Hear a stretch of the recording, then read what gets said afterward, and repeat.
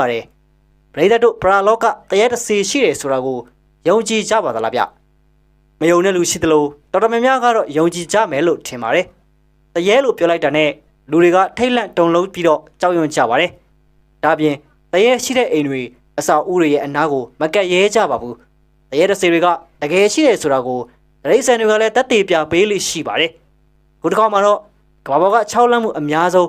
နာမည်ကြီးနေရာ9ခုအကြောင်းကိုဘုဒ္ဓရာအနေနဲ့တင်ဆက်ပေးသွားမှာဖြစ်ပါတယ်။နံပါတ်5စင်ကာပူကဆေးရုံဟောင်းကြီးစင်ကာပူနိုင်ငံကချန်ကာလို့ခေါ်တဲ့ဒီဆေးရုံဟောင်းကြီးဟာအချောက်လန့်ကြီးတယ်ဆိုပြီးတော့နာမည်ကြီးပါတယ်။စကိုရာစုတုန်းကတိဆောက်ခဲ့ပြီးတော့ဗြိတိရှလူမျိုးကလေတက်အဖြစ်အသုံးပြုခဲ့ကြပါတယ်။နောက်ပိုင်းမှာပဲဂျပန်စစ်တပ်တွေကတိမ်းပိုက်လိုက်ပြီးတော့အကျဉ်းထောင်အဖြစ်အသုံးပြုခဲ့ကြပါတယ်။ဂျပန်စစ်သားတွေကသူတို့ကိုစန့်ကျင်တဲ့ဘသူကိုမဆိုအကျဉ်းကြီးနဲ့တပ်ဖြတ်ခဲ့ပါတယ်။အပြစ်သားတွေကိုစမေးပြတဲ့အခါမှာတော့တပ်ပစ်ခဲ့ကြပါတယ်သူတို့ရဲ့ခေါင်းကိုစိုးကြုံကိုစိုက်ပြီးတော့ဆေးရုံအပြင်ဘက်မှာပြသထားပါတယ်ဒါပေမဲ့1965ခုနှစ်လောက်မှာတော့ဗြိတိရှကပြန်လဲသိမ်းပိုက်ခဲ့ပြီးတော့ဂျပန်တွေကိုနှင်ထုတ်ပစ်လိုက်ပါတယ်အခုတစ်ချိန်မှာဆိုရင်တော့အသေးဆုံးနဲ့သေခဲ့ရတဲ့မကြွမလွတ်တဲ့တရေတစီတွေက6လန့်မှုတွေအများကြီးရှိနေပါတယ်ခါသလေးဆေးရုံမှာခေါင်းပြတရေတွေတွေ့ရလေရှိပါတယ်ဒီဆေးရုံကိုနောက်ပိုင်းစီးပွားရေးသမားတယောက်ကခန်းနာတဲ့ဟိုတယ်တိဆောက်ဖို့ဝယ်ယူလိုက်ပါတယ်ဒါပေမဲ့အချောက်လန့်တအားကြီးတာမို့ပိုင်ရှင်ကလည်းအစီအစဉ်မအောင်မြင်တော့ပဲထွက်ပြေးလိုက်ရပြီးတော့လောလောဆယ်ပိတ်ထားရတာပဲဖြစ်ပါတယ်နံပါတ်4ကနေဒါကဟိုတယ်အခန်းနံပါတ်803ဒီကနေဒါနိုင်ငံမှာတရှိတဲ့ဘန်စပရင်ဟိုတယ်ဟာတရေချောင်းမှုတွေကြောင့်နာမည်ကြီးပါတယ်ဟိုတယ်အပြင်စင်တွေကခန်းသားလာပေမဲ့မထင်မှတ်ထားတဲ့6လန့်မှုတွေရှိနေပါတယ်1926ခုနှစ်မှာဒီဟိုတယ်ကိုတိစောက်ခဲ့တဲ့ကန်ထရိုက်တာတဦးဟာတကားပေါက်မရှိရသေးပေါက်မရှိတဲ့အခန်းကိုတိစောက်ခဲ့ပါတယ်ဒါကိုလည်းဟိုတယ်ပိုင်ရှင်ကတော့မသိရပါဘူးနောက်ပိုင်းဒီ803လို့ခေါ်တဲ့အခန်းဟာမိသားစုတစုရရဆက်ဆက်အသက်ခံရတဲ့အခန်းတစ်ခုဖြစ်နေတာကိုသိရှိခဲ့ရပါတယ်ညတိုင်းဧည့်သည်တွေကို6လန့်ပြီးတော့ကော်ရီတာမှာတခါတလေအရေးလိုမျိုးတွေတွေ့ရှိရကြောင်းပြောဆိုလာကြပါတယ်နောက်ပိုင်းပိုင်ရှင်ကဒီအခန်းကိုပိတ်ဆို့လိုက်ရပြီးတော့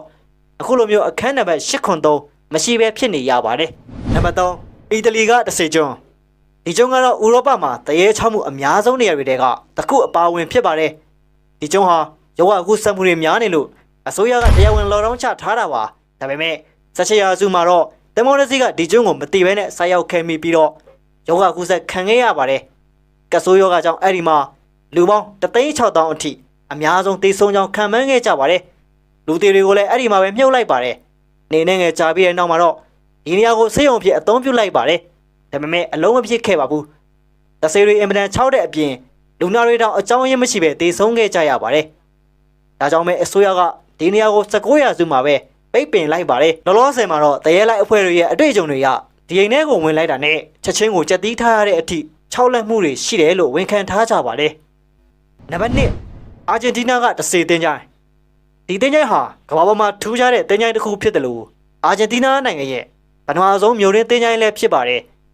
်တုတ်တန်လို့ဆိုလိုက်တာနဲ့ကြက်တီးထားစရာကောင်းပြီးတော့အုပ်ကူတွေကကြောက်စရာကောင်းလာပါတယ်ဒီတုတ်တန်ဟာတရေ6ဆုံးနေရာတွေကတစ်ခုဖြစ်ပါတယ်1902ခုနှစ်တုန်းကမိသားစုတစုဟာဝယ်ယူပြန်ရောခံစားနေရပြီးတော့19နှစ်ရွယ်သမီးလေးဟာရုတ်တရက်တတိလေးသွားခဲ့ပါတယ်နိုင်ပေါင်းများစွာကြာပြီးတဲ့နောက်မှာတော့သေဆုံးသွားပြီဖြစ်ကြောင်းဆရာဝန်ကအတည်ပြုသွားကဒီတုတ်တန်မှာပဲပြုတ်လိုက်ပါတယ်ဒါပေမဲ့မကြခင်မှာပဲတုတ်တန်ဘက်ကနေအော်တန်ကြားလို့စုံစမ်းကြည့်ဟာမန်နကယ်ကလေးမလေးမှာတတိလေးလင်ချင်းသာဖြစ်ပြီးတော့ကောက်ရချေရတွေတွေ့ရကြောင်းဒါကြောင့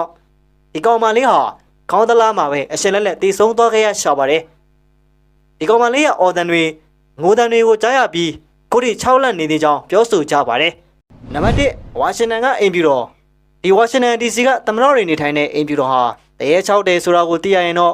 ့ဗြိတိန်တို့နည်းနည်းတော့အံ့ဩကြမယ်ထင်ပါတယ်ဟုတ်ပါတယ်သမ္မတအေဗရာဟင်လင်ကွန်းရဲ့6လန့်မှုပါပဲ1865ခုနှစ်တုန်းကသမ္မတလင်ကွန်းဟာသူ့ရဲ့အိမ်ပြန်လမ်းမှာလုံးကျန်တပ်ဖြတ်ခံခဲ့ရတာကြောင့်မကျွတ်မလွတ်ဖဲရှိနေတယ်ဆိုပြီးတော့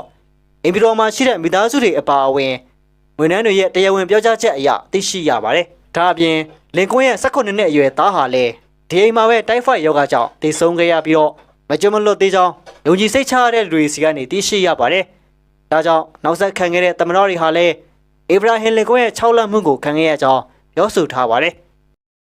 ဟုတ်ကဲ့ပါဒီကနေ့ဗီဒီယိုကတော့ဒီလောက်ပါပဲ channel လေးကို like and subscribe လုပ်ပြီးတော့ကြဖို့ကျွန်တော်နေနဲ့ပြတာရက်ခံချင်ပါတယ် အားလုံးကိုကျေးဇူးအများကြီးတင်ပါတယ်ခင်ဗျာ